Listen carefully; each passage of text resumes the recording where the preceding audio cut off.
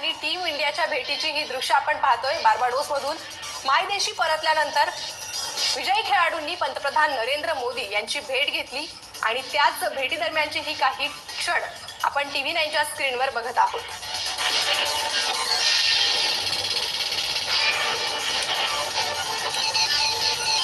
प्रशिक्षक राहुल द्रविड, कॅप्टन रोहित शर्मा त्यासोबतच सर्व शिलेदार या ठिकाणी आपण बसल्याचं पाहतोय आणि या सर्वांनी पंतप्रधान नरेंद्र मोदी यांच्याशी दिलखुलास गप्पा मारल्या, चर्चा केलेली आहे। तर टीम इंडियानं पंतप्रधान नरेंद्र मोदी यांची भेट घेतली आणि त्यावेळचीच ही दृश्य पंतप्रधान नरेंद्र मोदी यांनी खेळाडूंसोबत चर्चा केलेली आहे।